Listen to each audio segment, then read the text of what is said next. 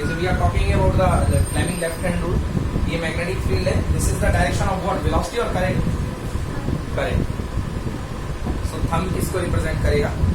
Direction of force of the conductor. Okay, force की direction में ही motion होगा. Clear है ना? और आप इसको याद करने का तरीका जानते हैं, 10th क्लास में पढ़ रखा है. Okay, this is father, this is mother for magnetic field and this is child. Father, mother, child. Clear हुआ? नेक्स्ट अगला है next topic is force on a moving charge in a uniform electric and magnetic field. अगर moving charge एक electric और magnetic field में साथ साथ में रखा गया है तो उस पर फोर्स कितना लगेगा? चलिए देखते हैं. तो मूविंग चार्ज है, दो फोर्स लगेंगे. Net force equals to F magnetic plus F electric. दो फोर्स लगेंगे तो मूविंग चार्ज पर मैग्नेटिक फोर्स कितना होता है? Q V cross B. And electric force कितना होता है बेटा? Q. So this is equals to Q bracket में V क्रॉस B प्लस, आया समझ में ना? तो ये दोनों जब फील्ड लगे तब ऐसा होता है. नेक्स्ट डेरिवेशन ये डिफिकल्ट है थोड़ा सा. Force on A current carrying conductor in a uniform magnetic field. Heading डाल लीजिए. Force on A current carrying conductor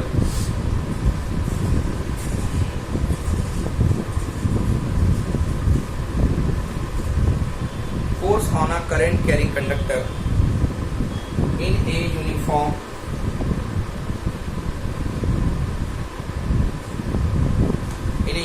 magnetic field.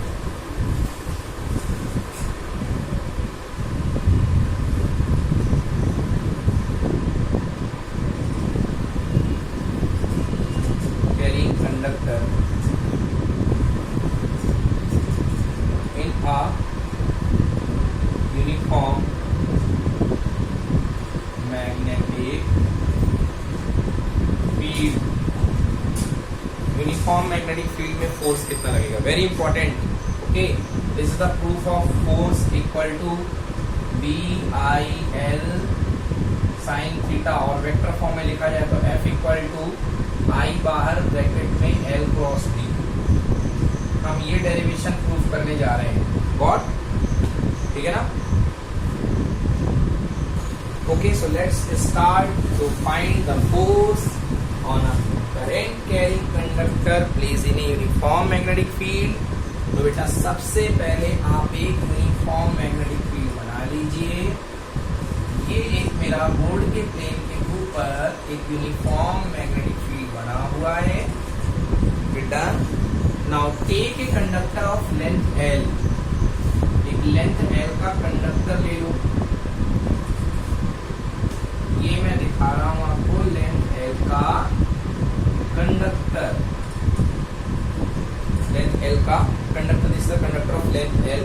And inside this conductor I am considering that N is the charge density. No no no no, electron density.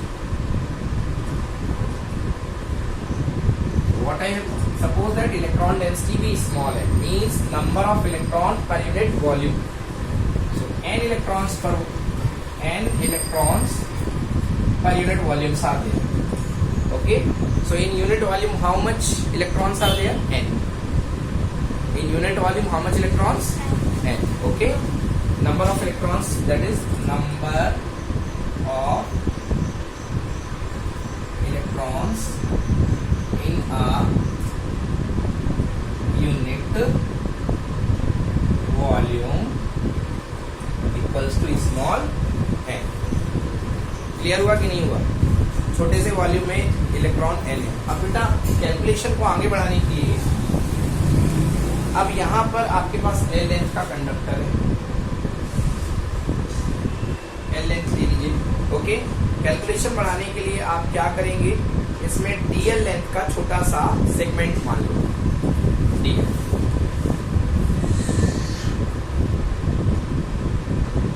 DL length का छोटा सा segment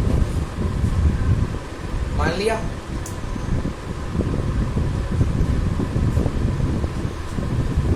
बेटा मैं मान लेता हूं इसमें करंट फ्लो हो रही है.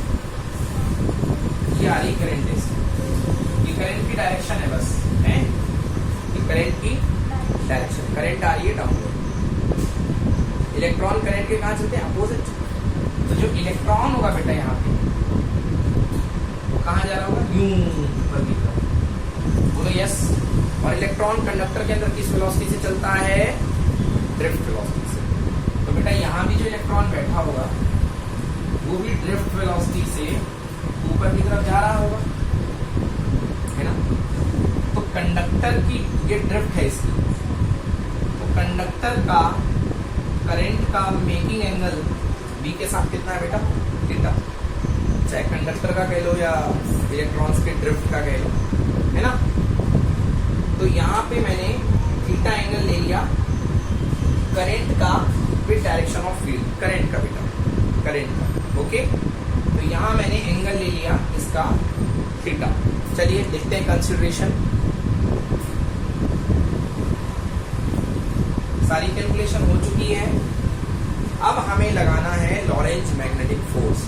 लॉरेंज मैग्नेटिक फोर्स एक इलेक्ट्रॉन की यदि मैं बात करूं, एक इलेक्ट्रॉन की यदि मैं बात करता हूं तो एक इलेक्ट्रॉन पर लगने वाला लॉरेंज मैग्नेटिक फोर्स कैसा होगा? देखो, force experience by the electron, force experience by each electron in the conductor F equals to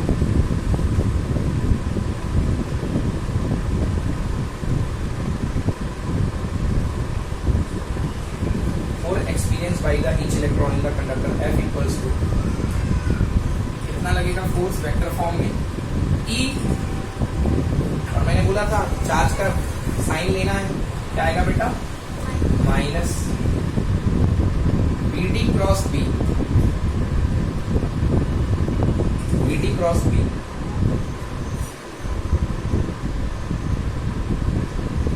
ये एक इलेक्ट्रॉन पर लगने वाला फोर्स है ना, BD क्रॉस B। ठीक है, आपको मैं दिखा देता हूँ थीटा, आप ऐसे फील करिए, हालांकि जरूरत नहीं है, ना भी बताओ तो काम चल जाएगा। देखो बेटा, ये इलेक्ट्रॉन है, यू भाग रहा है BD, बोलो हाँ। तो B कहाँ होगा? ये है B। तो ये जो BD क्रॉस B जब खुलेगा, BD B साइन थीटा, वो ये थीटा वाला है। समझ में आया? ठीक। अब ये हमारे पास ये जो फोर्स निकला है, ये कितने इलेक्ट्रॉन पे निकला है? एक इलेक्ट्रॉन पे। बट एक इलेक्ट्रॉन थोड़े ना है, अंदर तो बहुत सारे electron. Total number of electron निकाल लेते हैं बेटा।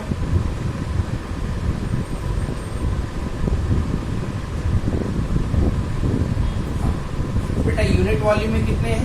n। टोटल वॉल्यूम में कितना मान लेता हूँ? Capital V। बोलो यस, है ना?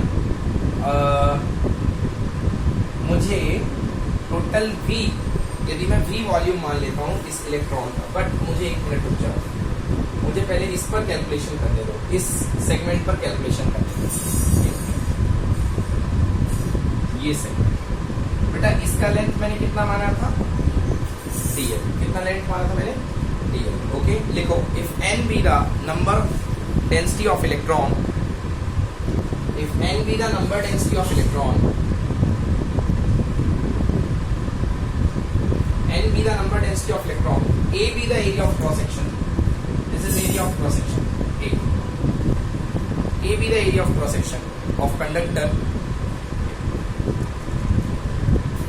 क्योंकि पहले मैं थोड़ा सा फोर्स निकालूंगा, बाद में इंटीग्रेट करके मैं पूरा निकालूंगा, एकदम से पूरा नहीं निकाल पाऊंगा, है?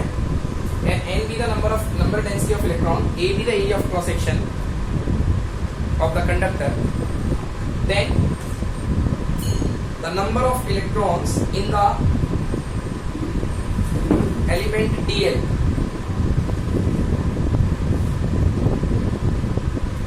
number of electrons in the element dl,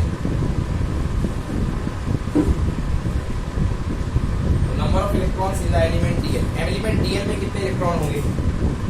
n into volume कितने सेगमेंट का? बोलो yes. Number density n, volume equal to length into area, होता है नहीं होता? लेंथ कितनी बेटा? dl। एरिया कितना बेटा? so I can write here the total number of electron in this segment equals to NaDl. This is number of electrons. Clear है? ये हो गया नंबर ऑफ इलेक्ट्रॉन। अब चार्ज निकालता हूं इसका मैं, टोटल चार्ज, इसका चार्ज कैपिटल स्मॉल क्यू मान लेता हूँ, क्या मान लेता हूँ, स्मॉल, ठीक है ना। ये छोटा स्टार डी क्यू मान लो, क्या मान लो, D Q equal to total number of N into E, N मतलब number of electron, N A D N into E, negative है तो माइनस भी आएगा, नेगेटिव है तो माइनस भी आएगा ना। क्लियर हुआ, इतना टोटल चार्ज है। अब हमें इस पर निकालना है फोर्स। तो ये देखो जहां ई था वहां पे क्या आ जाएगा, टर्म ई आ जाएगा, क्योंकि पहले एक इलेक्ट्रॉन पे था, अब कितने इलेक्ट्रॉन पे है, इतने सारे इलेक्ट्रॉन पे है, से एस की आ गया। तो चलिए निकालते हैं फोर्स। इस डीएल सेगमेंट पर लगने वाला force, force experience by the electrons in this small segment DL. तो डीएल सेगमेंट पे लगने वाले फोर्स का नाम मैं क्या दे दूं, डीएफ, स्मॉल फोर्स डीएफ। लिखना पड़ेगा बेटा, ऊपर लिख लो, force acted upon small segment DL, small length segment DL पर लगने वाला force DF equals to, DF equal to बेटा चार्ज ले लो, चार्ज डीएफ के लिए चार्ज ले लो बेटा, डीएफ इक्वल टू थोड़ा सा चार्ज इतना लग रहा है, charge value minus N A D L N into E, total charge हो गया। And V D cross B same है, V D cross B, correct. D F equals to, मैं माइनस एन ले लिया, ई ले लिया बेटा, N E A V D का मैग्नीट्यूड ले लिया into D L cross B. अब आप मुझसे एक चीज से कहेंगे कि सर आपने वीडी का जो वेक्टर है वो किसको दे दिया, तो मैंने वीडी का वेक्टर लेंथ वेक्टर को दे दिया, मैंने वीडी का वेक्टर किसको दे दिया, लेंथ वेक्टर को। एन ई ए वीडी मैंने साथ में ले लिया, एंड वीडी का जो वेक्टर है मैंने वो लेंथ वेक्टर को दे दिया, ओके। और अब देखो होता क्या है बेटा, वीडी वेक्टर देखो जा रहा है टॉप टू बॉटम, नीचे से जा रहा है कहाँ, ऊपर जा रहा है ना, और डीएल करंट की डायरेक्शन में चलता है, अच्छे समझना ये बात। देखो वीडी वेक्टर कहाँ जा रहा है, अप साइड, एंड डीएल कहाँ जाता है, डाउन। डीएल कहाँ जा रहा है, डाउन। सर क्यों जा रहा है, क्योंकि मैंने कहा था करंट की डायरेक्शन में करंट एलिमेंट चलता है, ठीक है ना। तो मुझे यदि डीएल को वीडी ही बनाए रखना है, मुझे वीडी की डायरेक्शन खराब नहीं करनी है, तो मुझे क्या करना पड़ेगा, मुझे इस माइनस साइन को डीएल को देना पड़ेगा, मुझे इस माइनस साइन को किसको देना पड़ेगा, डीएल को देना पड़ेगा। उससे क्या हो जाएगा कि डीएल का डायरेक्शन इसके साथ एडजस्ट कर जाएगा, उसी डायरेक्शन में, ओके। इसको मैं लिखता हूं N E A V D, क्या बोलते हैं इसको, आई, क्या बोलते हैं, आई, करंट हो गया I, I equals to N E A V D, ठीक ना। मतलब ये समझना, तुम इसको ऐसे समझो बेटा, इसको एक लाइन में और लिख देता हूं, N E A minus V D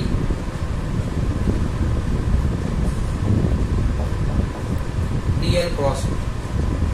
तो तुमको एक लाइन में इससे समझ में आ जाएगा कि सर आपने वीडी का वेक्टर गायब करके डीएल को वेक्टर खिला दिया, जबकि वीडी की डायरेक्शन थी अपवर्ड, सॉरी डाउनवर्ड, इधर जा रहा है वीडी अपवर्ड, और डीएल कहाँ जा रहा है बेटा, डाउनवर्ड। तो इसलिए मैंने ये वीडी को माइनस दे दिया। अब इसका मुंह बंद कर दिया मैंने ना, बस इतना सवाल कि अगर मैं नहीं देता तो डायरेक्शन के पंगे होते। क्लियर हुआ, डीएफ इज इक्वल टू क्या बन गया, ये पूरा का पूरा टर्म बेटा, I, and this will be D L cross B. तो ये आ गया अपने पास force I D L cross B. Clear है, ये स्मॉल फोर्स आ गया आइडियल क्रॉस बी। अब हमको निकालना है टोटल फोर्स, क्या करें, इंटीग्रेट। चलिए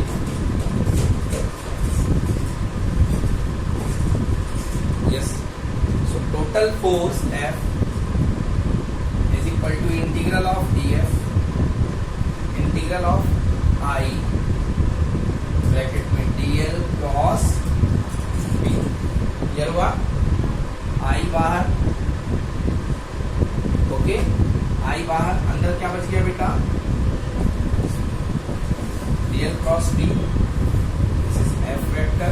ठीक है बेटा, now f vector equals to I, open कर दो, dl mod dl a cross b equal to mod a mod b sine theta n cap, mod b b sine theta n cap, सब बाहर ले लो बेटा। f equal to I, b आ जाएगा बाहर, साइन थीटा आ जाएगा बाहर, n कैप आ जाएगा बाहर, अंदर केवल क्या बचेगा बेटा, dl। dl का इंटीग्रल क्या होता है, l, यस नो, dl का integral l। So f is equal to I l b sine theta और क्या, n कैप। अब मैं इसको क्या लिख सकता हूँ, I कांस्टेंट है, l को मैं वेक्टर दे सकता हूँ, b को भी मैं क्या दे सकता हूँ, वेक्टर, उससे साइन थीटा हट जाएगा। So I can write here this is equals to force equals to vector form में I बाहर inside the bracket L cross B। समझ में आया नहीं है? So ये हो गया हमारे पास I L B। Any problem? ठीक है ना, नोट करिए इसको, I L B। Make the next heading torque experienced by a current loop in a uniform magnetic field। Okay, देखिए torque experienced bye a current loop. अब हम पढ़ रहे हैं टॉर्क।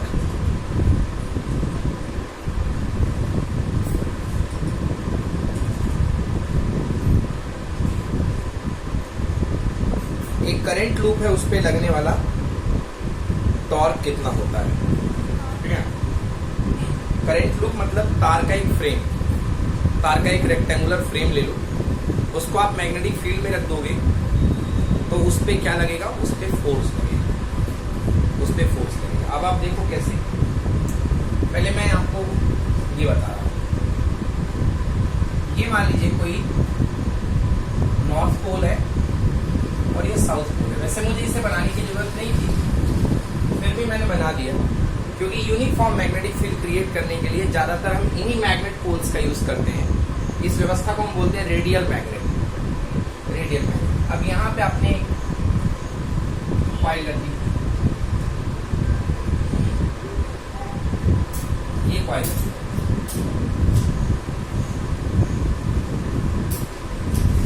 ओके, ये कॉइल है, इसमें आपने यहां से करंट ली। Torque experience by a current loop, current यहां चलेगी, इधर जाएगी, इधर आएगी, वापस आएगी, नीचे निकल जाएगी। तो ये जो करंट लूप है बेटा, ये जो करंट लूप दिख रहा है, इस पे मैग्नेटिक फील्ड में रखा हुआ है। अब टॉर्क कैसे लगेगा देखो बेटा, मैग्नेटिक फील्ड कैसे प्रोपोगेट होगा बेटा, इस डायरेक्शन में, बोलो यस होगा ना। अब देखो फर्स्ट वाला फॉर्मूला क्या होता है बेटा, F equal to current conductor पर I L B sine theta, magnitude of force कितना होता है, I L B sine theta. बेटा इस वाले में देखो, इस वाले में B और L, B कैसा जा रहा है, U जा रहा है, ये B है। लेंथ ऑफ द कंडक्टर किसको माना जाता है, करंट कंडक्टर। तो इसमें एंगल कितने डिग्री है बेटा, 90 डिग्री। मतलब इस पे कितना फोर्स लगेगा, ILB, क्योंकि साइन 90 कितना हो जाएगा 1।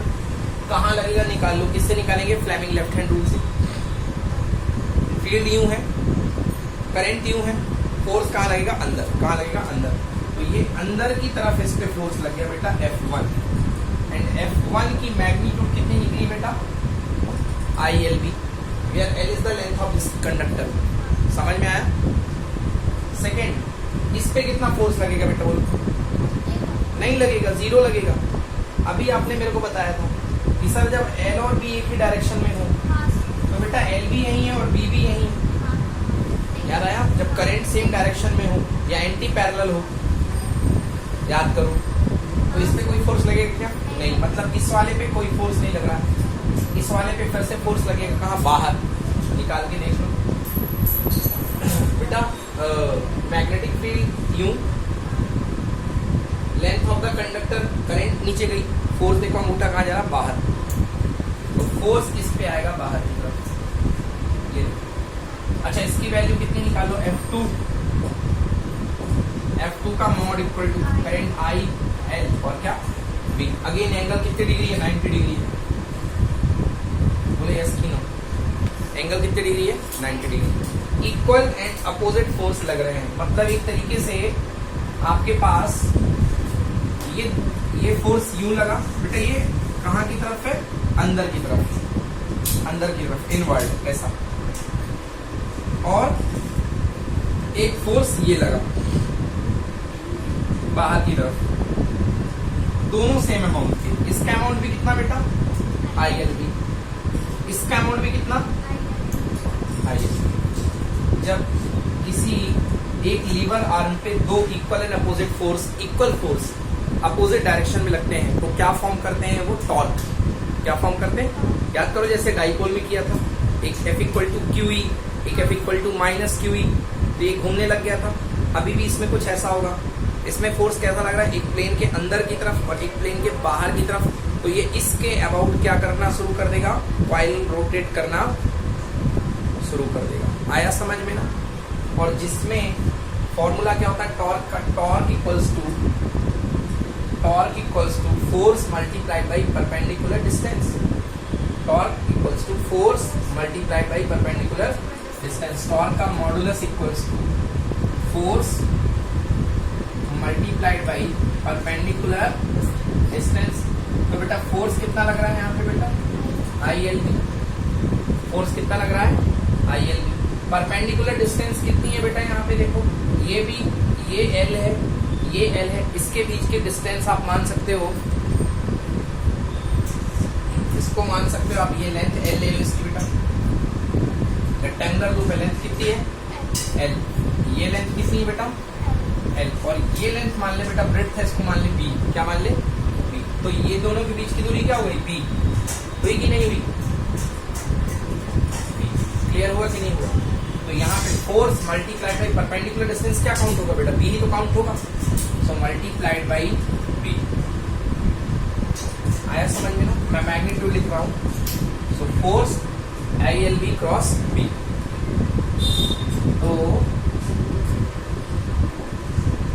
B ले लो बेटा। टॉर्क का मैग्नीट्यूड चल रहा है, टॉर्क का मैग्नीट्यूड इक्वल टू बेटा देखो I L इंटू B ले लो बेटा,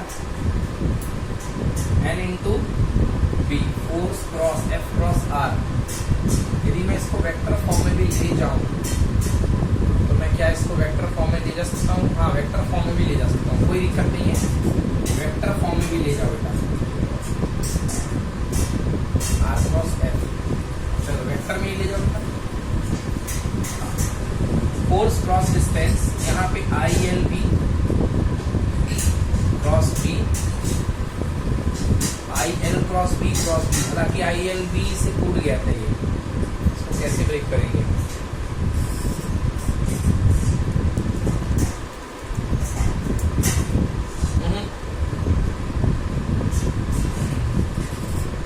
I L into B, torque vector equal to I। बेटा मैग्नीट्यूड चलने दो, बाद में दिक्कत हो जाएगी। फोर्स इंटू परपेंडिकुलर डिस्टेंस, सब कुछ मैग्नीट्यूड चलने दो। ILB परपेंडिकुलर डिस्टेंस यहाँ पे B है, L into B, torque equals to IA और यहाँ पे B। क्लियर हुआ। A क्या है, A length into breadth, that is equal to area of the loop. A is the area of the loop, ठीक है ना। तो ये हो गया टॉर्क का मैग्नीट्यूड। अभी मैंने मैग्नीट्यूड बताया बेटा केवल, मैं भी आपको इसका वेक्टर फॉर्म बता देता हूँ। ओके, इसका मैं आपको वेक्टर फॉर्म पूरा बता देता हूँ, चलो नोट कर लो।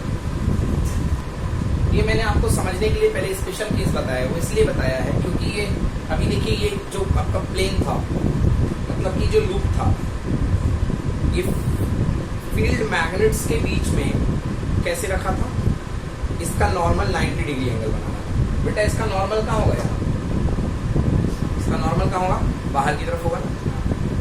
और ये नॉर्मल फील्ड के साथ कितना एंगल बना रहा है, 90 डिग्री। लूप बिल्कुल फ्लैट रखा था, तो लूप फ्लैट रखा था, इस वजह से इसका नॉर्मल 90 डिग्री एंगल बना रहा था। अब ये मान लो कि मैं बुक ले लेता हूँ, इससे ज्यादा समझ,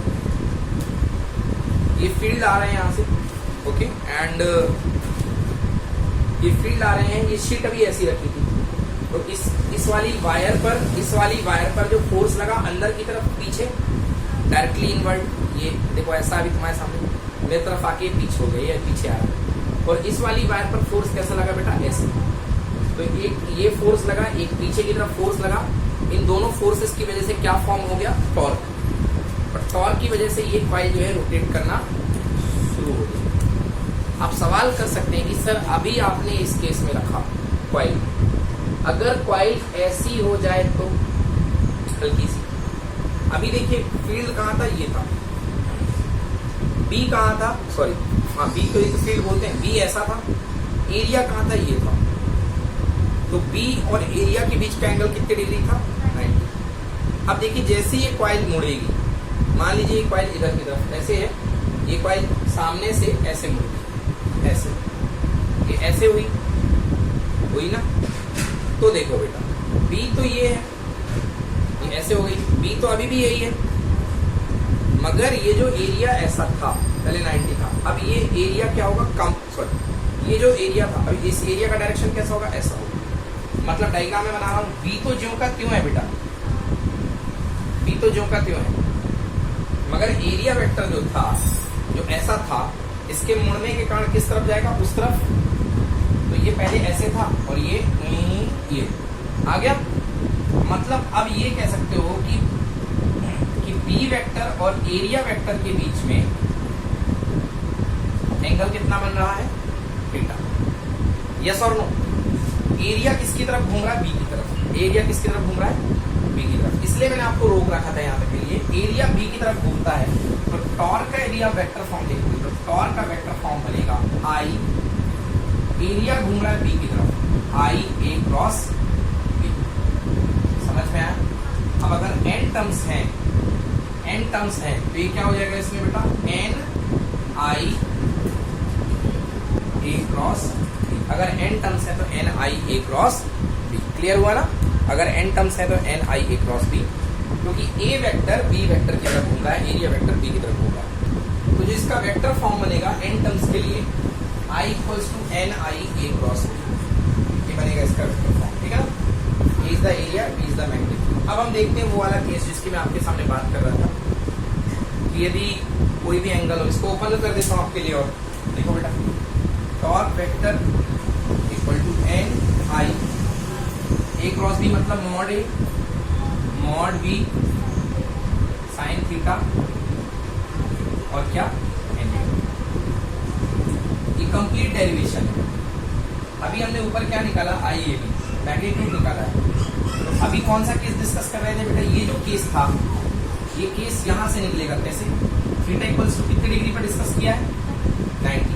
कारण ये है कि बी जा रहा था यूं, और हमारा जो एरिया है वो कहाँ बेटा, परपेंडिकुलर अपवर्ड। इसको मैं डॉट बना के शो कर देता हूँ, अपवर्ड ए वेक्टर है ना।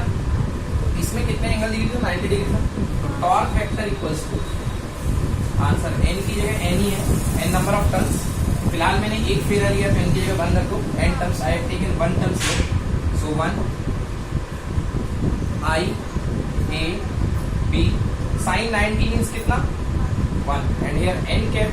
तो बेटा टॉर्क इक्वल्स टू हो गया ओनली आई ए बी, आ गया। एन कैप की एन कैप रख दो vector form, N cap. Magnitude ले लो टॉर्क का, तो टॉर्क मैग्नीट्यूड इक्वल्स टू कितना आ गया, आई ए। अब आपको आई होप क्लियर हुआ होगा, क्लियर हो गया ना, बन जाएगा ना। तो torque magnitude equals to I A B आ गया। यहाँ से ये 90 डिग्री का केस था, बट अब हम जो एग्जाम में हमें जो केस आता है वो 90 डिग्री का बहुत कम आता है।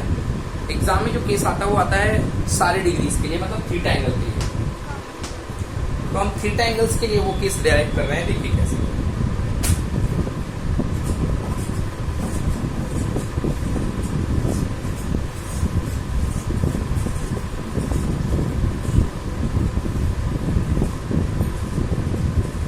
चलिए एक कॉइल बना लेते हैं उसी तरीके से।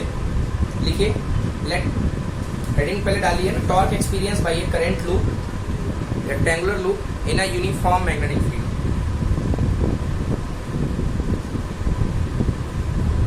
Uniform magnetic field, torque experience by a current loop rectangular रहेगा, करंट लूप रेक्टेंगुलर रहेगा। स्क्वायरिक के लिए लेंथ और ब्रेड्थ दोनों सेम हो जाएंगी, और इसमें लेंथ रहेगी L और ब्रेड्थ रहेगी B in a uniform magnetic field, in a uniform magnetic field. Okay, तो पहले मैं आपको एक बात क्लियर कर देना चाहता हूँ जो आपको बहुत परेशान करके आने लगी।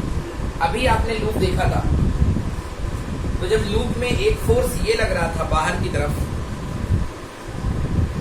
अब बाहर तो मैं बोर्ड पे बना नहीं सकता हूँ ऐसा, तो मुझे कैसे बनाना पड़ेगा, ऐसे, और अंदर की तरफ यूं लग रहा था, ये अंदर वाला फोर्स, पीछे वाला, तो मैं टोटल क्या ले रहा था बेटा, B, दोनों फोर्स के बीच की डिस्टेंस क्या ले रहा था, B। अब यदि ये लूप घूमेगा, तो ये B जो है एग्जैक्टली B ये वाला फील नहीं होगा, समझना ध्यान से। ये जो पहले ये जो B बन रहा था, ये जो एग्जैक्टली B था, दिस B मैंने लिख भी दिया, अब ये ऐसा टिल्ट हो गया, तो B का कौन सा इफेक्ट फील होगा बेटा, ये वाला। B का वो वाला इफेक्ट फील होगा जो मतलब जिसपे फोर्स लगेगा, तो अब ये B फील नहीं होगा। अब आप B नहीं लगा सकते हो, कुछ और लगाओगे, देखना क्या लगाओगे, ठीक है ना, अभी देखना उस पर क्या लगाओगे। लिखिए, let theta be the angle between the plane of the loop, let theta be the angle between the plane of the loop and direction of magnetic field.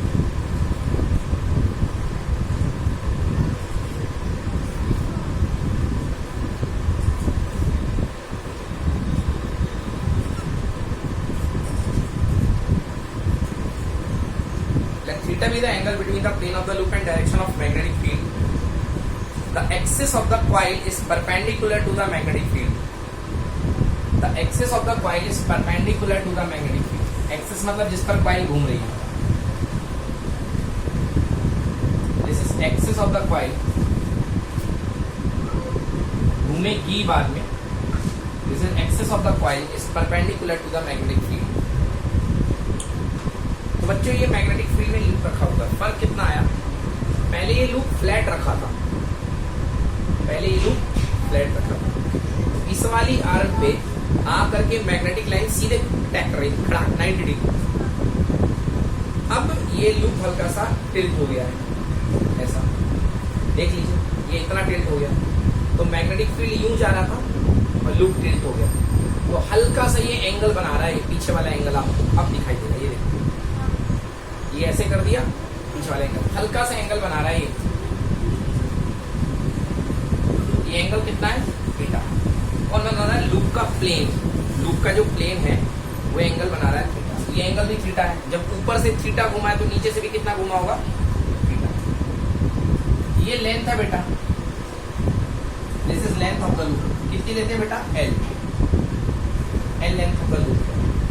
Okay, and B ये breadth of the loop. This is the breadth of the loop.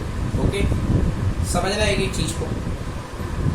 Loop की naming कर दीजिए बेटा. ये वाला point ले लो P, ये वाला पॉइंट ले लो Q, ये वाला पॉइंट ले लो बेटा R, ये वाला पॉइंट ले लो S. बेटा 1-1 पॉइंट लिखते जाओ मेरे साथ, है एकदम से क्लियर नहीं होता ये derivation. Excuse me, naming change कर दो बेटा. P Q R S, S ये लो. Now P Q R S. अब अपन को करंट फ्लो करनी है. करंट फ्लो कर दो, क्योंकि जब तक करंट फ्लो नहीं होगा तब तक ये फोर्स फील नहीं करेगा. ये P Q R S. Anti clockwise direction में करंट आपने फ्लो करना. ये करंट फ्लो होने लगी एंटी क्लॉकवाइज डायरेक्शन. अब चलिए निकालते हैं फोर्स 1 by 1 करके चारों ब्रांचेस पर. कितनी ब्रांचेस हैं? 1 2 3 4. पिछले बार को 0 हो गया था फोर्स, क्योंकि ये पैरेलल थी फील्ड की. इस बार नहीं होगा. इस बार फोर्स जीरो नहीं होगा इस इंडिविजुअल आर्म पे, पहले तो बात तो लगा ही नहीं, बिकॉज ILB sin थीटा से sin थीटा कितना हो गया था फील्ड के साथ 0। पिछले बार यूं हो गई थी ना फील्ड के पैरेलल, ये वाली लिम्ब जो थी ये फील्ड के पैरेलल, पर इस बार तो थीटा एंगल बना रही है तो इस पर कुछ ना कुछ फोर्स लगेगा। तो चलिए निकालते हैं, सबसे पहला फोर्स निकालते हैं F on the branch SP। क्या पढ़ा फोर्स अपन ने, I करंट की वैल्यू I ब्रैकेट में लेंथ क्रॉस B, तो बेटा लेंथ तो इसकी B है, तो लेंथ इसकी क्या B, ब्रेड्थ को बोला ना लेंथ, तो वेक्टर B क्रॉस B आया समझ में, that is equal to I mod B capital B sine of theta, because जो लेंथ है वो बना रही है कितना एंगल इसके साथ B के साथ, theta angle, this is B vector. Clear हुआ ना। अब देखो बेटा QR का फोर्स QR, इसमें देखो बेटा करंट इधर आ रही है नीचे की तरफ, इसमें करंट कहाँ जा रही है, ऊपर अपोजिट साइड, और आपको पता है जब करंट की डायरेक्शन बदल जाती है तो फोर्स भी बदल जाएगा। तो फोर्स निकालो बेटा FQR, I लेंथ की जगह क्या काउंट होगा बेटा इसमें, वही B into vector B, that is equal to I mod B mod vector B sine theta. दोनों वैल्यू सेम है, हाँ डायरेक्शन की बात करो तो माइनस आएगा, है ना। बट मैंने अगर यदि मैं लगाना चाहूँ बेटा तो चले इसको, यदि मैं ऊपर वाले को मैं मान लेता हूँ प्लस n कैप, तो ये क्या आएगा बेटा, सही है, ये वेक्टर खोलोगे वेक्टर ही तो आएगा। तो अगर ऊपर वाला प्लस n कैप ले रहे हो तो नीचे वाला क्या चलेगा, माइनस n कैप। मैं कुछ बातें बोलूंगा। फोर्सेस आए हैं दो, एक आया है FSP और एक आया है FQR। Forces FSP and FQR are equal in magnitude, ये क्या है, equal in magnitude but opposite in direction, they are cancel each other. ये दोनों एक दूसरे क्या कर देंगे, कैंसिल। मतलब इस लूप में इधर और इधर कोई भी फोर्स काम, मतलब फोर्स तो काम करेंगे बट वो एक दूसरे को क्या कर देंगे, इफेक्ट को कैंसिल कर देंगे। तो ये यहाँ अपवर्ड या डाउनवर्ड कोई मोशन क्रिएट नहीं कर पाएंगे, they will cancel each other. More over they act upon the same line of action, hence they not produce torque. अब आपके मन में दूसरी बात आती है कि सर ये टॉर्क प्रोड्यूस क्यों नहीं करते हैं, इसलिए क्योंकि दोनों सेम लाइन ऑफ एक्शन पे काम करते हैं। देखो कैसे काम कर रहे हैं, ये जो फोर्स है ये स्ट्रिक्टली डाउनवर्ड यहाँ लग रहा है, कौन सा वाला, FQR आया ना, और FSP कहाँ लग रहा है, एग्जैक्टली ऊपर। समझ में आ गया। तो एक ही लाइन ऑफ एक्शन पे काम कर रहे हैं, ये एक ही लाइन ऑफ एक्शन पे काम कर रहे हैं, इसलिए टॉर्क प्रोड्यूस नहीं कर पाएंगे। देखो टॉर्क प्रोड्यूस करने की शर्त होती है, ये मान लो ये लीवर आर्म है, इसके अक्रॉस घूमना है, तो एक फोर्स लगना चाहिए नीचे और एक फोर्स लगना चाहिए ऊपर। अब मैं कहूँ इस पे एक फोर्स में लगा दूं यहाँ और एक फोर्स में लगा दूं यहाँ, तो ये तो बैलेंस हो गया ना, ये तो बैलेंस हो गया। इसमें टॉर्क थोड़ा प्रोड्यूस होगा, टॉर्क किसमें प्रोड्यूस होगा, इसमें। तो आप कह सकते हैं कि सर इक्वल और अपोजिट फोर्स तो लग रहे हैं, तो फिर टॉर्क प्रोड्यूस क्यों नहीं होगा, क्योंकि एक्शन लाइन सेम है। तो एक्शन लाइन सेम है इसलिए टॉर्क प्रोड्यूस, ठीक है ना। तो ये हो गई यहाँ तक की बात। अब आगे देखते हैं जी, इतना नोट कीजिए। चलिए अब इस ब्रांच पे और इस ब्रांच पे फोर्स की बात करते हैं। चलिए इस ब्रांच पे फोर्स निकालते हैं। देखिए करंट कहाँ आ रही है, डाउनवर्ड, ये लेंथ मिटा देता हूँ। करंट आ रही कहाँ, डाउनवर्ड, लेफ्ट हैंड निकालिए, करंट डाउनवर्ड, फील्ड है उस तरफ। फोर्स कहाँ आया बेटा, बाहर। फोर्स कहाँ आया, तो बेटा इसमें फोर्स अपवर्ड आ रहा, मैंने डॉट लगा दिया, डॉट मतलब बाहर। अब याद रखिएगा कि ये फ्लैट बाहर नहीं है, क्योंकि आपका जो कॉइल है बेटा, आपकी जो कॉइल है ऐसी नहीं है, आपकी कॉइल ऐसी है, समझ गए ना। तो फोर्स आपका यूं लग रहा है, कॉइल आपकी ऐसी नहीं है, कॉइल आपकी मुड़ी हुई है थीटा एंगल से, कॉइल आपकी टिल्ट है हल्की सी, समझ में आया। स्टिल फोर्स आपका यूं लग रहा है, क्लियर हुआ, स्टिल आपका फोर्स यूं लग रहा है। अब दूसरा वाला फोर्स देखिए इस वाली ब्रांच पे, इस वाली ब्रांच पे लेफ्ट हैंड रूल लगाइए। इस वाली ब्रांच पे नहीं मैं लेफ्ट हैंड रूल लगाता हूं तो देखिए करंट ऊपर, फील्ड वहां, फोर्स कहां, अंदर, फोर्स कहां, अंदर। तो इसको मैं ऐसे बना देता हूं, इसका फोर्स लग रहा बाहर की तरफ और इस ब्रांच का नाम है एफ पी क्यू। ब्रांच है एफ, इस पर लगने वाला फोर्स है एफ पी। इस पे फोर्स कहाँ लगेगा बेटा, देखो इसके सामने वाली फेस यहाँ पर कहीं पर होगी बेटा, क्योंकि कॉइल तो ऐसी सामने थोड़ा ना है कि ये ले लो, ये तो नीचे हो जाएगा, 3D है थोड़ा सा। ऐसे जब मुड़ेगी तो इसका ये वाला पॉइंट यहाँ पहुंचेगा, तो इस वाले पॉइंट पर जो फोर्स लगेगा, कहाँ लग रहा था, इसका तो बाहर लग रहा था, इसका कहाँ लग रहा है बेटा, अंदर, क्रॉस एफ क्या है, आर एस। समझ में आया? तो ये दोनों फोर्स अपने पास लग चुके हैं। क्लियर हो गया? अब इन फोर्स की कैलकुलेशन हम कर लेते हैं कि ये फोर्स कितने होंगे। चलिए निकाल लेते हैं। तो चलिए सबसे पहले कैलकुलेट करते हैं F P Q. So F P Q is equal to वही I L B sine theta, I bracket में L cross B, I L B sine 90 हो जाएगा, L B sine 90 degree, sine 90 degree कितना होता है 1, तो कितना हो जाएगा सीधा सीधा आई एल बी। मैग्नीट्यूड है बेटा एफ पी क्यू का, ठीक है ना, एफ पी क्यू का magnitude I L B, this is magnitude. अब आर एस का मैग्नीट्यूड निकाल लेते हैं, एफ आर एस, ये भी कितना होगा I L B. I hope आपको बताने की जरूरत नहीं पड़ेगी, होगा ना आई एल बी। तो दोनों फोर्सेस के मैग्नीट्यूड आ चुके हैं I L B, I L B. चलिए अब देखो क्या हो रहा है, ये जो फोर्सेस हैं इनकी लाइन ऑफ एक्शन आगे पीछे है, मतलब एक फोर्स आगे लग रहा है और एक फोर्स पीछे, तो इक्वल अमाउंट में। तो इनकी ज्वाइनिंग लाइन के अक्रॉस ही क्या प्रोड्यूस करेंगे, टॉर्क। क्या प्रोड्यूस करेंगे, मैं इनको ज्वाइन कर देता हूं, ये देखो। अब आपको दिख रहा होगा ये नीचे एक ऊपर है, नहीं एक्चुअली ये ऊपर नीचे नहीं है, ये पहले ये था तो एक फोर्स यहाँ लग रहा था, एक फोर्स यहाँ लग रहा था, अब ये मुड़ गया तो ये वाला फोर्स यहाँ आ गया और ये वाला फोर्स यहाँ आ गया, अंदर चला गया। क्लियर हो गया ना, ये फोर्स यहाँ आ गया और ये फोर्स यहाँ आ गया। चलिए तो पढ़ता हूं मैं, forces F P Q, forces F P Q and F R S. F P Q कहाँ लग रहा है, बाहर, एफ आर एस कहाँ लग रहा है, अंदर। F P Q and F R S being equal in magnitude, ये दोनों मैग्नीट्यूड वाइज इक्वल है but opposite in direction. Clearly दिख रहा है कि ये डायरेक्शन में अपोजिट है। कैंसल आउट ईच अदर, एक दूसरे को कैंसिल कर देंगे each other, and do not produce any translational motion. मतलब कोई ट्रांसलेशनल मोशन चलेंगे नहीं भाई, कैंसल आउट ईच अदर में जब कैंसिल करेंगे फोर्स तो क्या जनरेट करेंगे, टॉर्क, मगर ट्रांसलेटरी मोशन नहीं कराएंगे, मतलब इसको यहाँ घसीट के नहीं ले जाएंगे।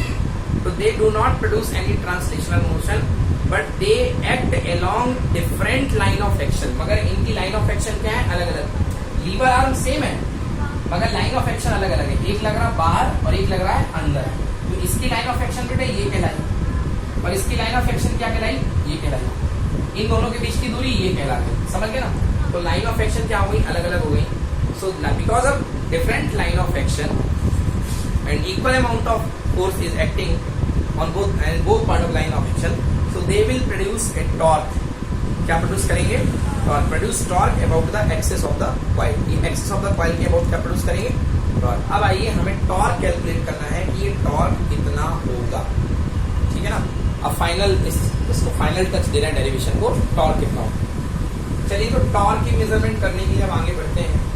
अब हमें निकालना है कि इन दोनों फोर्सेस की वजह से टॉर्क कितना क्रिएट होगा।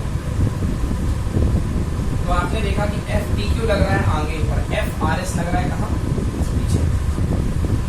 अगर ये पार्ट बी है, मुड़ने के बाद भी ये पार्ट कितना होगा, ये लेंथ कितनी होगी। अब बेटा ये डायग्राम तो 3D में जा रहा है पर 3D में मेरी पेन चलती नहीं है, मेरे को इस डायग्राम को 2D में लाना, मैं देखो बना रहा हूँ, ठीक है बेटा। आप ऐसा समझो कि चलो ये पार्ट है, इस पे ये फोर्स लग रहा है बेटा नीचे एफ पी क्यू, और ये फोर्स लग रहा है कहाँ बेटा, एफ आर एस, ठीक है ना। मुझे क्या चाहिए है, मुझे चाहिए ये डिस्टेंस कितनी है बेटा, पी, कितनी डिस्टेंस है कि नहीं है। अब देखना मुझे चाहिए इन दोनों फोर्सेस के बीच की परपेंडिकुलर लेंथ, तो इस फोर्स को थोड़ा सा बढ़ा दो आप नीचे की तरफ, बोलो हाँ, बढ़ा दिया ना, और ये यहां से यहां ज्वाइन कर दो, तो ये जो बनेगा यही कहेगी दोनों फोर्सेस के बीच की परपेंडिकुलर डिस्टेंस, बोलो हाँ कि ना। अब देखिए ये एंगल जो था आपको कैसे क्लियर किया जाए, ये एंगल जो था यहाँ पे क्या बन रहा था, थीटा। ये वाला जो एंगल बन रहा था बी का, क्योंकि बी मुड़ेगा तो एक्चुअली बी यहां मुड़ रहा ना इस बी के साथ, कैपिटल बी के साथ, और कैपिटल बी परपेंडिकुलर इसी साइड में होगा तो थीटा। एक मिनट रुक जाओ, थोड़ा सा क्लियर समझाने के लिए आपको इस डायरेक्शन में लेके आओ, यही सबसे टफ पार्ट है, समझ में नहीं आता है। ये देखो आप यहां पे देखो, ये पार्ट कितना है बेटा, थीटा, तो ये पार्ट भी कितना होगा, थीटा, तो ये पार्ट भी कितना होगा, थीटा, बस यही समझना है। अब हमको दोनों के बीच की डिस्टेंस निकालनी है, ये वाली चीज, इसको x मान लिया, क्या मान लिया इसको x, तो sine theta equal to no cos theta equal to base upon hypotenuse, base कितना x, हाइपोटेनस कितना है b, x इक्वल टू कितना आ गया b cos थीटा। मतलब दोनों फोर्सेस के बीच की जो डिस्टेंस है वो अब cos b ना आकर के उस थोड़ी सी कम आएगी, b का cos कंपोनेंट, b का क्या आएगी cos कंपोनेंट। जैसे कि मान लो ये अपने पास कॉपी है, ये अभी लेंथ b है, तो एक फोर्स यहाँ लग रहा है, एक फोर्स पीछे लग रहा है, तो लेंथ टोटल b काउंट होगी। बट यदि इसमें कॉपी को टिल्ट कर दूं तो एक फोर्स यहाँ आ जाएगा, एक फोर्स इधर की तरफ आ जाएगा, है ना, और एक फोर्स पीछे की तरफ आ जाएगा, तो दोनों की लेंथ घटना शुरू हो जाएगी बीच में, तो वो लेंथ कितने एडजस्ट होगी b cos थीटा, ठीक है ना, वो लेंथ होगी b cos थीटा। इसको तुम ऐसे और समझो, अगर आप डिटेल मांग रहे हो ना मुझसे, क्योंकि काफी सारे बच्चे जो हैं जो पढ़ रहे हैं ऑनलाइन वो डिटेल मांगेंगे, सर इसको और आप प्रूव करो। चलो तुम ऐसे देखो, ये मान लो कोई लेंथ है आपके पास, कोई लंबाई है 2 मीटर और नीचे एक जमीन है, आपने ऊपर से टॉर्च मारी,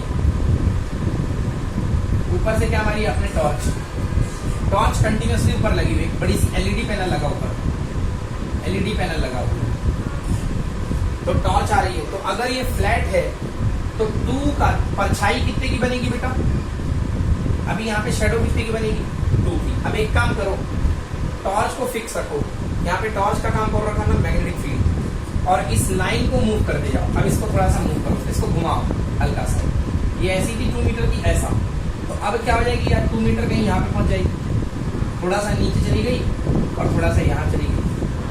अब देखो पहले जो 2 मीटर की परछाई बन रही थी, अब भी क्या 2 मीटर की बनेगी, नहीं बनेगी, अब यहाँ से थोड़ा सा कम है, बोलो यस, क्योंकि आपने इसको थीटा एंगल उठा लिया, थोड़ा और उठा दो, ये लो यहाँ चली गई। अब परछाई बोलो और बड़ी बनेगी कि छोटी बनेगी, छोटी बनेगी, क्लियर हुआ ना, एकदम स्टैंड कर दोगे यार, तो परछाई क्या 2 मीटर की बनेगी कि एक छोटा सा पॉइंट बनेगा, छोटा सा पॉइंट बनेगा, क्यों, क्योंकि इस समय हो जाएगा b cos 90, ये एंगल कितनी डिग्री हो जाएगा 90 डिग्री, और cos 90 वैल्यू कितनी, तो ये कहलाती है इफेक्टिव लेंथ, जो आपको उसमें वैल्यू मिलती है। ओके, 2 बातें पता करनी थी, दोनों बातें पता चल गई। एक अपन को पता करना था टॉर्क फोर्स की वैल्यू, और दूसरा परपेंडिकुलर डिस्टेंस। तो चलिए फोर्स समझ में आ गया है, आगे पीछे दोनों के बीच की डिस्टेंस भी पता चल चुकी परपेंडिकुलर वाली। अब क्या है, टॉर्क निकालना है, तो भाई टॉर्क का formula force cross perpendicular distance. चलिए मैग्नीट्यूड निकाल रहा हूँ टॉर्क का, टॉर्क के वेक्टर फॉर्म से बचा करो मैग्नीट्यूड में, तो टॉर्क का मैग्नीट्यूड इक्वल टू फोर्स, कोई भी ले लो, चाहे पी क्यू का ले लो चाहे आर एस का ले लो, तो फोर्स का magnitude P Q, okay, multiplied by perpendicular distance, perpendicular distance दोनों फोर्स के बीच की। ओके, क्या ले लेता हूँ इसको मैं, ये पॉइंट ले लो एन, बन जाएगा पी एन, क्या बन जाएगा पी, बेटा यही तो ना, ये पॉइंट पी है, ये पॉइंट एन है, तो ये बन जाएगा multiplied by P N, any problem? या इधर से देखना, इसको पी मान लेते, इसको एन मानो, चलो इसको मत मानो है, तो पी एन चलेगा ना? कोई डाउट तो नहीं है ना? पक्का? ठीक है, कुछ भी हो पूछ लेना। P N force P Q क्या निकाला बच्चों आपने? L I L B vector B capital B into P N मतलब परपेंडिकुलर डिस्टेंस। अभी निकालिए बेटा, P cos A B cos theta. देख बेटा, I L into B B cos theta, L into B को साथ ले लिया। लेंथ इंटू ब्रेड्थ क्या होता है बेटा? एरिया। तो टॉर्क का मैग्नीट्यूड आ रहा है, that is equal to I A B cos theta, ठीक ना? अगर n टर्म्स हो तो क्या आएगा? N I A B cos theta. Torque n terms equal to number of turns n हो, कॉइल में लपेट दियो n टर्म्स को, N I A B cos of theta where n is the number of turns। Clear हुआ? अब देखो, अगर ये कॉइल का साथ एंगल थीटा बन रहा है, कॉइल का प्लेन कहाँ होगा बेटा? ये बाहर की तरफ। जरा देख लो आप, कैसे दिखाऊं इसमें? ये कॉइल थी, ये फील्ड जा रहा था, कॉइल का प्लेन कहाँ था? ये कॉइल थीटा एंगल से घूम गई, कॉइल थीटा एंगल से घूम गई। तो अब जो प्लेन है कॉइल का, जो नॉर्मल है वो ये है।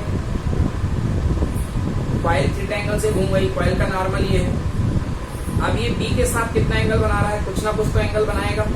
यहाँ पे देखो, बी के साथ कितना एंगल बनाएगा? ये थीटा एंगल कॉइल का प्लेन बना रहा था, तो फाई एंगल बनाएगा क्या बेटा? कॉइल का नॉर्मल। क्या बनाएगा? कॉइल का नॉर्मल। क्लियर हुआ कि नहीं हुआ? फिर से समझो, ये कॉइल का प्लेन था, ये एंगल कितने डिग्री? 90 डिग्री। अभी ये कॉइल मुड़ गई, अभी ये कॉइल मुड़ गई तो कॉइल का जो तल है, समतल, कितना एंगल बना रहा है? कॉइल बी के साथ थीटा डिग्री। बी के साथ कितने डिग्री? Theta degree. बी ए जा रहा है बेटा, बी ए जा रहा है। ये छोटा सा जो एंगल दिख रहा है, छोटा सा, ये थीटा डिग्री। इतना थीटा है। अब कॉइल का नॉर्मल जो था बेटा, कॉइल का नॉर्मल जो है, ये जो कॉइल का नॉर्मल जाएगा, ये भी तो इसके साथ कुछ ना कुछ एंगल बनाएगा। पहले बी के साथ 90 बना रहा था पहले, क्योंकि बी ऐसा जा रहा था, बट अब कॉइल मुड़ चुकी है तो अब 90 नहीं बनाएगा, समझ गए ना? अब बनाएगा कोई दूसरा angle, that is called phi. तुम डायग्राम से देखोगे तुमको तुरंत समझ में आएगा। ये कॉइल का नॉर्मल बेटा बाहर की तरफ ऐसा जाएगा। ये कॉइल जो है ना, ये ऐसी नहीं है, ये ऐसी हो गई, ऐसी फ्लैट थी, ऐसी मुड़ गई है। तो कॉइल का नॉर्मल भी ऐसा मुड़ गया है, और बी ऐसा जा रहा है उधर की तरफ। बी उधर की तरफ जा रहा है। नॉर्मल पहले, एक पेन और देना बेटा। पहले ये नॉर्मल था, ये देखो, पहले ये नॉर्मल था, पहले ये नॉर्मल था, और बी कैसे जा रहा था? मान लो बी ऐसे जा रहा है, तो ये एंगल कितने डिग्री दिख रहा है? 90।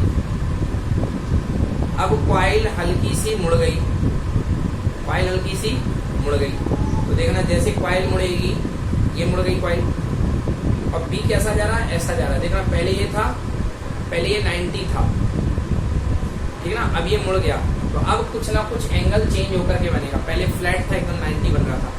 अब कॉइल का फील्ड के साथ, कॉइल के नॉर्मल का फील्ड के साथ एंगल कितना बनेगा? फाई। समझ में आ रहा है बेटा? ये वाले एंगल की मैं बात कर रहा हूँ, इस वाले एंगल की। ये एंगल फाई बनेगा। देखो आप ध्यान से, सिंस ये फाई और ये थीटा मिला के कितना होगा? 90। फाई और थीटा मिला के कितना होगा? 90। Since phi plus theta equal to कितना? थीटा इज इक्वल टू कितना मेरे बच्चे?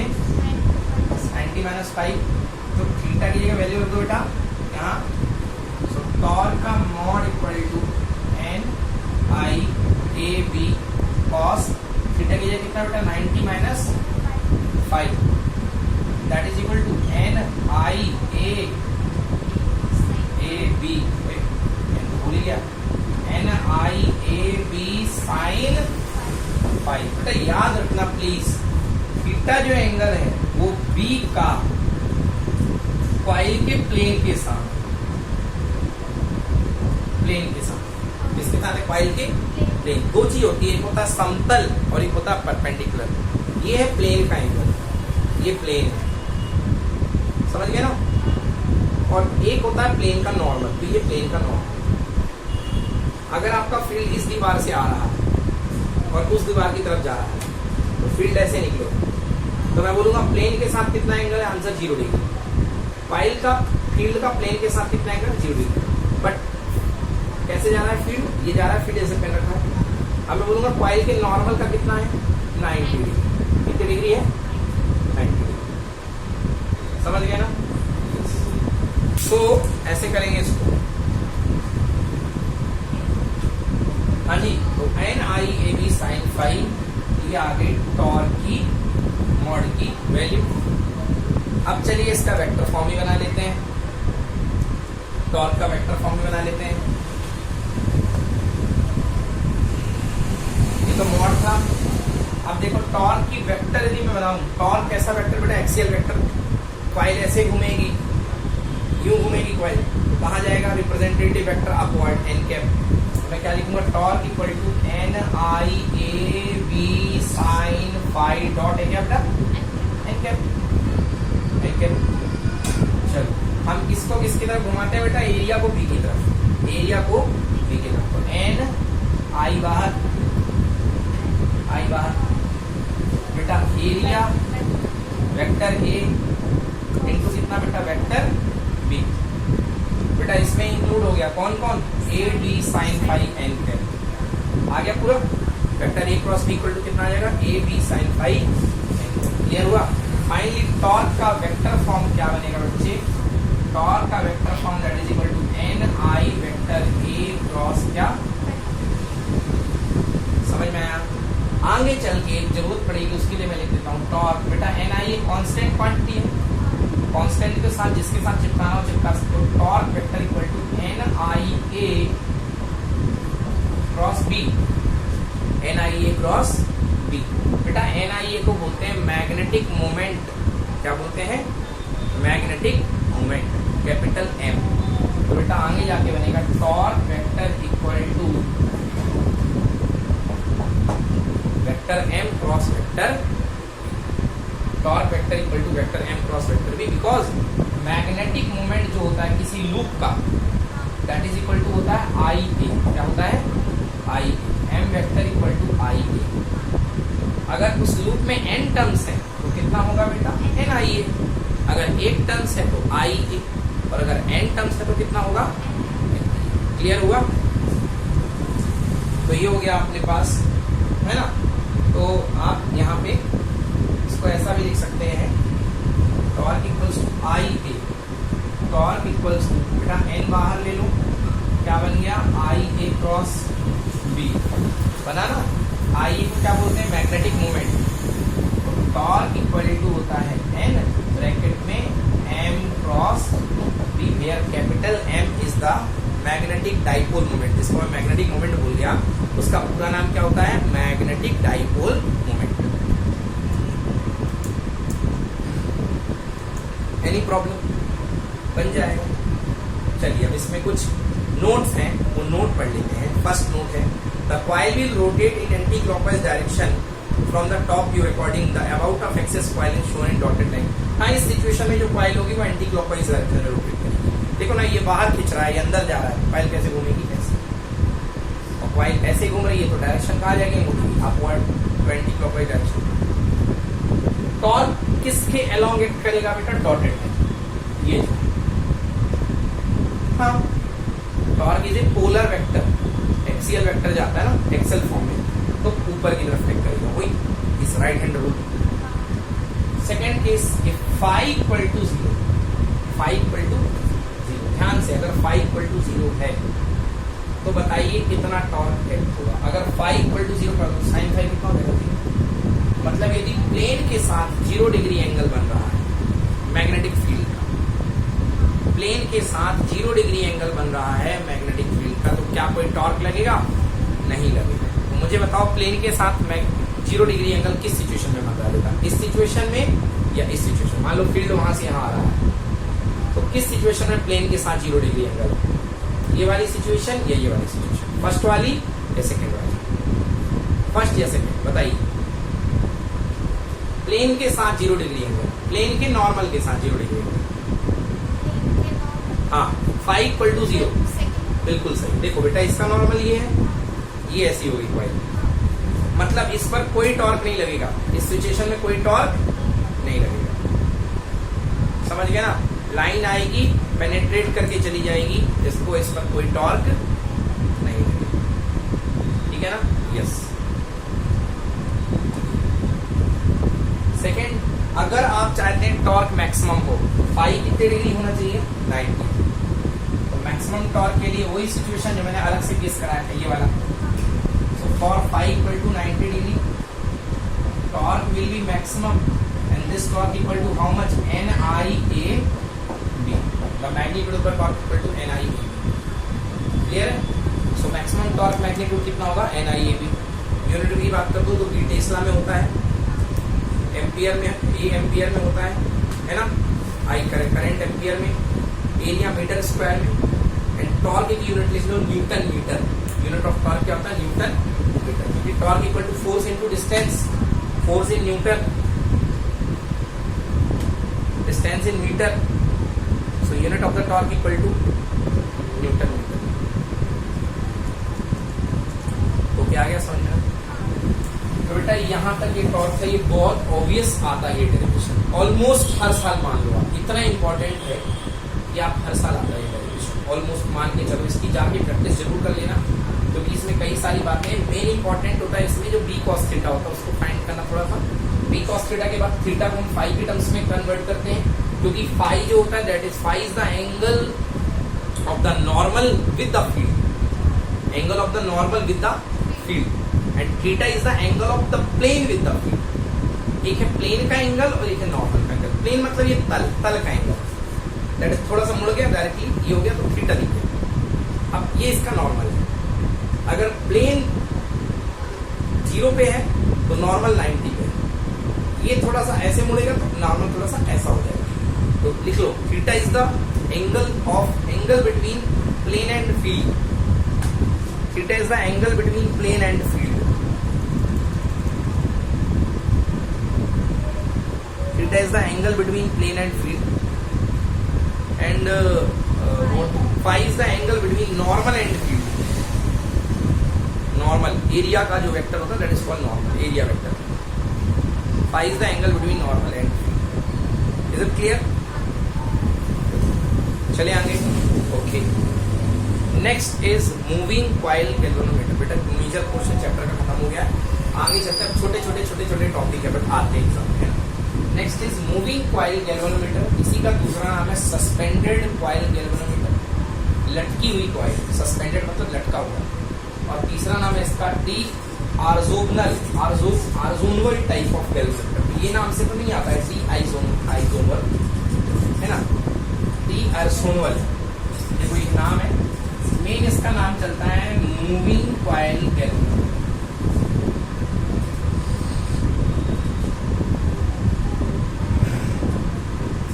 मूविंग कॉइल गैल्वेनोमीटर डायग्राम देखने के लिए बुक रेफर करिए, बुकलेट रेफर करिए। बेटा निकाल लो इसको बुकलेट, डायग्राम। सारे बच्चे जो लोग ऑनलाइन देख रहे हैं बुक खोल लें, बुक में डायग्राम देखें बच्चों। डायग्राम बहुत बड़ा है, मैं इसका डायग्राम नहीं बनाऊंगा। बेटा वो स्लाइड निकालो मोबाइल से। हाँ,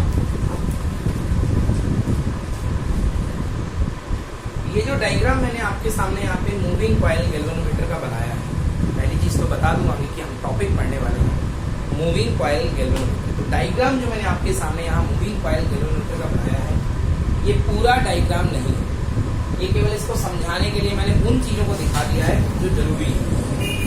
गैर जरूरी चीजें जो है या बाकी की चीजें जो है वो आप बुक से देख के बनाइए, क्योंकि ये बहुत बड़ा डायग्राम है। ये एक बाहर का व्यू है। गैल्वेनोमीटर क्या होता है जी, आपने देखा होगा गैल्वेनोमीटर आपके स्कूल में, कॉलेजेस में मिलेंगे, आपको स्कूल में मिल जाएंगे। किसी भी सर्किट में करंट की क्या प्रेजेंस है, करंट कितनी है, उस चीज को नापने के लिए गैल्वेनोमीटर का इस्तेमाल किया जाता है कि करंट है कि नहीं है, कितनी है, माफ कीजिएगा, कितनी है नहीं नाप पाएगा, करंट है कि नहीं है मतलब खबरी है गैल्वेनोमीटर। करंट कितनी है, कितनी दमदार है, इसका अंदाजा आप लगाने के लिए इस्तेमाल करेंगे अमीटर का। Ammeter is the device to use the value of current but galvanometer is the device to detect the presence of current, मतलब करंट कितनी प्रेजेंट है या नहीं है। इट्स जस्ट अटेंडेंस लेने का काम करता है ना, बच्चा आया स्कूल में या नहीं आया, किससे पता चलेगा? अटेंडेंस। ये पता नहीं चलेगा कि वो कितने क्लास में बैठा है ना, ये कितने मन लगा के पढ़ाई करी। Likewise galvanometer is the device to only detect the current.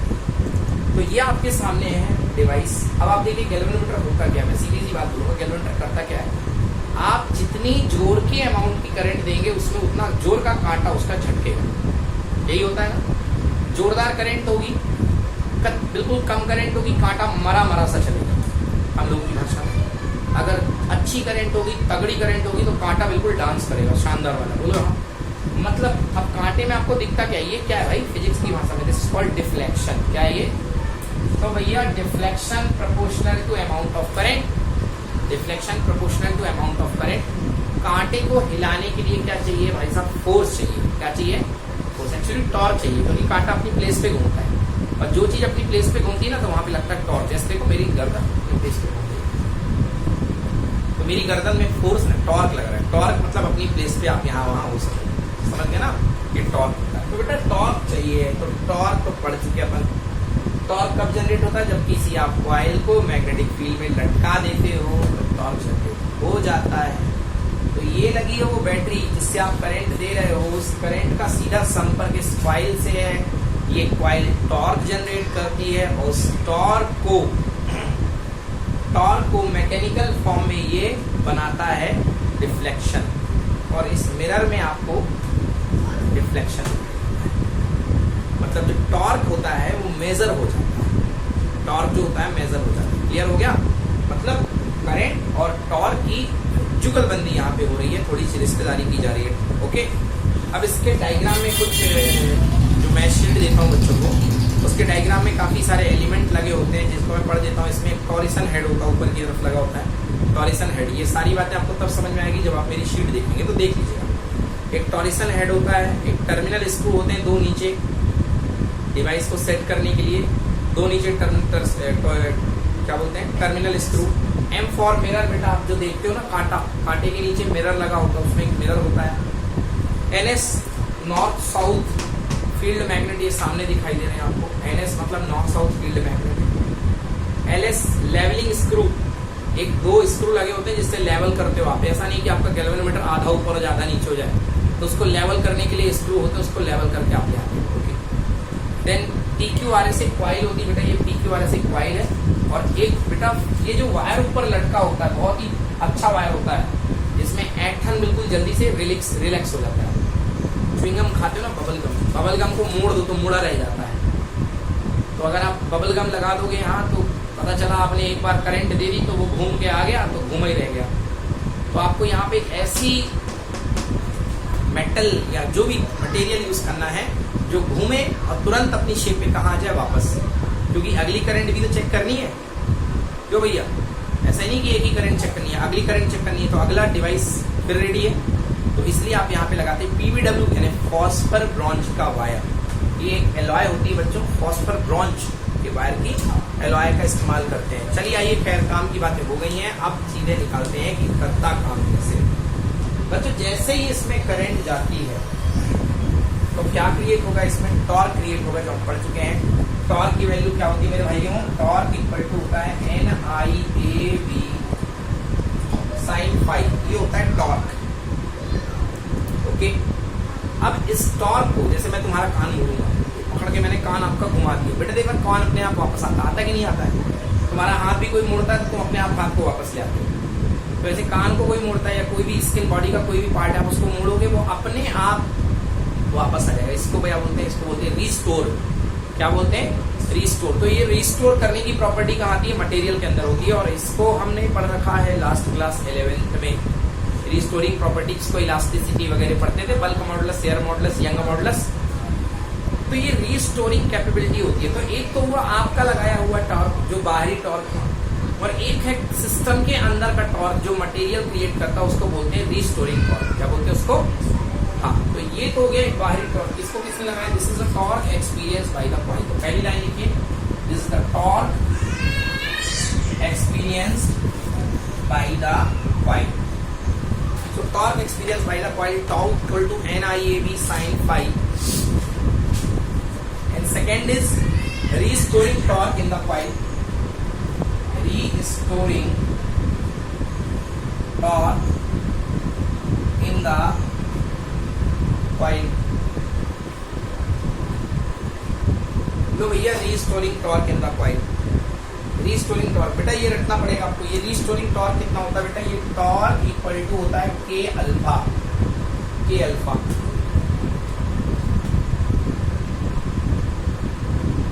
अब के आ गया अल्फा. अल्फा क्या है बेटा? एंगल. अल्फा क्या है? एंगल है, ठीक है ना. और के क्या है बेटा? के कांस्टेंट है, टोरिशनल कांस्टेंट. के क्या है? कांस्टेंट है, टोरिशनल कांस्टेंट. जैसे फॉर एग्जांपल मैं आपको एक परिस्थिति की बात बताऊं कि जैसे आपने कान को मोड़ा, ऐसा होता नहीं है, फिर भी सिचुएशन मान लो क्योंकि अब पढ़ना है. तो कान मान लो मोड़ा, मान लो किसी का कान 3 सेकंड में वापस अपनी पोजीशन में आ रहा है, किसी का कान 2 सेकंड में अपनी पोजीशन पे वापस आ रहा है, किसी का कान 1 सेकंड में आ रहा है, मेरा तो तुरंत आ रहा है खटाक. समझ गए? तो ये जो प्रॉपर्टी है ना, वापस अपने आप को रिस्टेन कर पाने की, रिटेन कर पाने की, ये प्रॉपर्टी इस के से रिलेटेड है. समझ गए? अच्छा, के को देखो. के इज इक्वल टू है torque per unit alpha. Torque per unit alpha. सही लिख रहा हूं ना? मतलब कि पर यूनिट एंगल, एंगल घुमाने के लिए आपको कितना टॉर्क लगाना पड़ेगा, दैट इज कॉल्ड के. अब इसकी फीलिंग समझो. अगर छोटे से अल्फा के लिए आपको टॉर्क बहुत लगाना पड़ रहा है, मान लो आपको अपने कान को 10 डिग्री घुमाना पड़ रहा है. कितना घुमाना है? 10 डिग्री. और उस 10 डिग्री घुमाने के लिए आपने अपने कान को कितना टॉर्क दिया? मान लो 500. कितना टॉर्क दिया है? तो आपके कान का के कितना आया बेटा? 500/10. मतलब मेरे भाई कितना आ गया? 50. कितना आ गया? 50. अब इसी का दूसरा देखो. मान लो कान को 10 डिग्री से घुमाना था और आपको देना पड़ गया कितना टॉर्क? 1000. कितना पड़ गया? 1000. के इक्वल टू 1000/अल्फा यानी कि कितना? 10. तो आंसर के इक्वल टू कितना आ गया भाई? बोलो यार. 100. के इक्वल टू कितना आ गया? 100. तो एक जगह के 50 है और एक जगह के 100 है. वो इसलिए क्योंकि सेम एंगल के लिए आपको ज्यादा टॉर्क देना पड़ रहा है. तो किसका रीस्टोरिंग कांस्टेंट ज्यादा होगा? जिसको सेम एंगल के लिए आपको ज्यादा दम लगाना पड़े, उसका के ज्यादा होगा. समझ में आई मेरी बात? इसका के ज्यादा है क्योंकि 10 डिग्री से घुमाने के लिए आपको बहुत जोर का काम करना पड़ा है और इसमें 10 डिग्री से घुमाने के लिए बहुत थोड़ा सा काम करना पड़ा है. समझ गया ना? तो जिसका के कम होगा वो तुरंत फ्लक्चुएट हो जाएगा और जिसका के ज्यादा होगा वो कहेगा और फोर्स लगा, और फोर्स लगा, या और टॉर्क लगा, और टॉर्क लगा. समझ में आई मेरी बात? तो ये हो गई के की बात. Any problem? तो ये हो गया भाई के alpha. Alpha is the angle, है ना. सो लिख लो बेटा, torque equal to K alpha. यहां से मैं मिटा रहा हूं. तो कुल मिला के हुआ क्या? एक लगाया सिस्टम ने, मेरे हाथ ने, जो मेरे हाथ का external torque NIAB sin theta, NIAB sin phi, ये बाहर से मैंने घुमाया. और एक मेरे कान ने रीस्टोर करके दिया वापस. तो यहाँ पे मेरे कान है बट वहां पे कौन है? वहां पे है ये फॉस्फर ब्रॉन्ज का वायर जो अपने आप रीस्टोरिंग टॉर्क जनरेट करना, अपने आप को सीधा करने का, अपने आप को क्या करने का? सीधा करने का रीस्टोरिंग टॉर्क जनरेट कर रहा है. वो कितना जनरेट कर रहा है? के alpha. Alpha is the angle. वो अल्फा एंगल है जिस एंगल से वो अपने आप को घुमाया है, तार ने अपने आप को घुमाया, वो एंगल है. एंड के उसकी प्रॉपर्टी है ना. लिख लो, वेयर के is a restoring torque per unit angular twist. Where K is the restoring torque per unit angular twist. इसको टोरिशनल कांस्टेंट भी बोलते हैं इसको. Where K is the restoring torque per unit angular twist and alpha is the angular twist in the wire.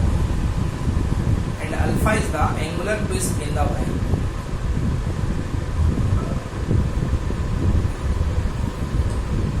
Is the angular twist देता होगा. चलो बच्चों देखो क्या होगा.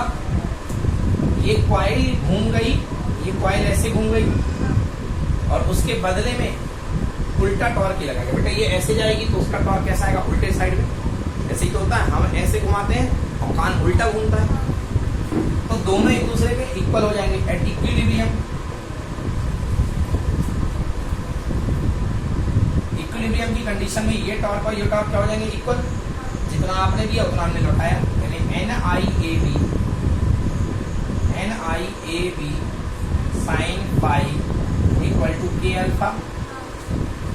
तो बच्चों I की वैल्यू निकाल लो, I is equal to K alpha upon NIAB sin phi,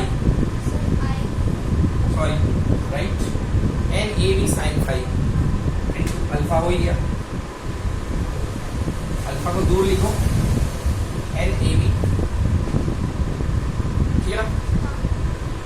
अब बेटा देखो, आप यहां पर रेडियल मैग्नेट चूज कर लो, रेडियल।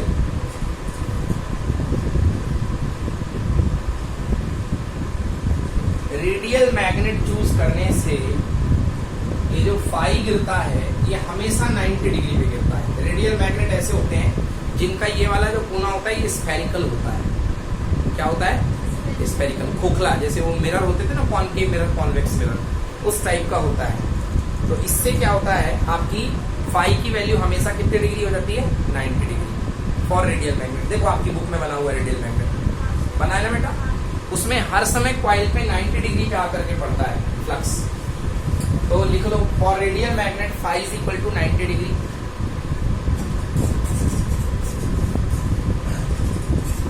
तो रेडियल मैग्नेट के लिए phi is equals to 90 degree.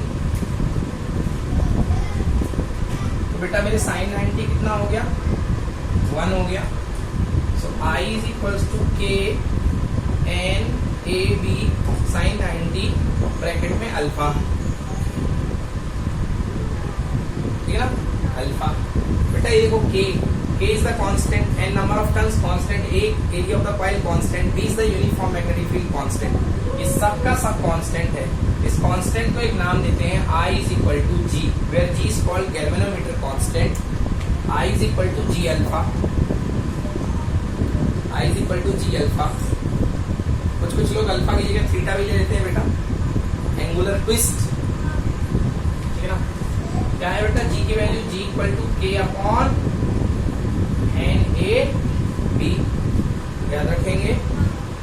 I बेटा G को हटाओ, कुछ हटता है तो कांस्टेंट आता है, तो कांस्टेंट हटेगा तो क्या आएगा, प्रोपोर्शनल। ओहो, दो अल्फा लिख रहे हैं इसलिए कंफ्यूजन हो रहा है, क्योंकि ये वाला अल्फा और ये प्रोपोर्शनल वाला है। तो ये से थोड़ा सा बना लेना, I प्रोपोर्शनल टू थीटा, मुझे थीटा लेके चलना था। ओके,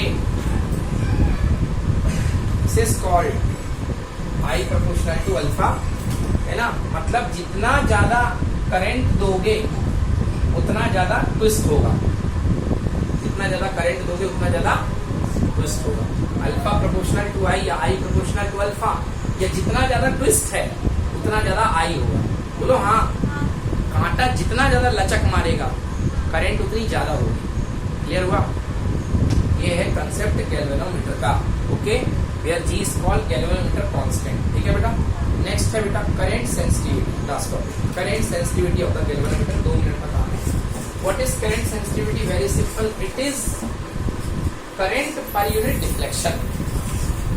उल्टा हो गया, deflection per unit current. It is deflection per unit current. So what is current sensitivity? It is the deflection of the galvanometer current per unit current. देखो current sensitivity, it is deflection of the galvanometer per unit current.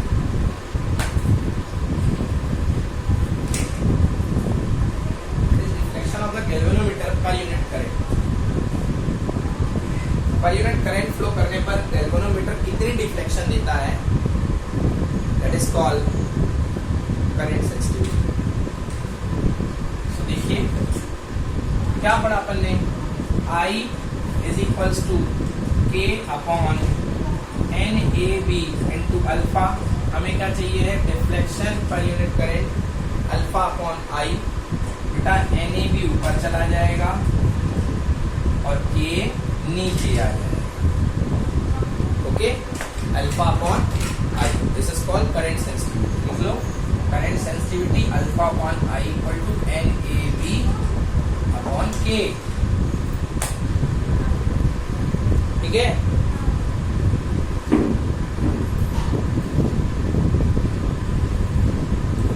Last voltage sensitivity. Voltage sensitivity one line.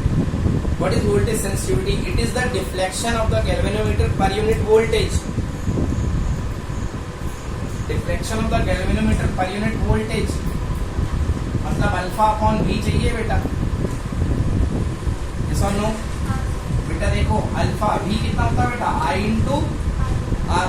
अब alpha upon I की value तो पता अपन को NAB upon K।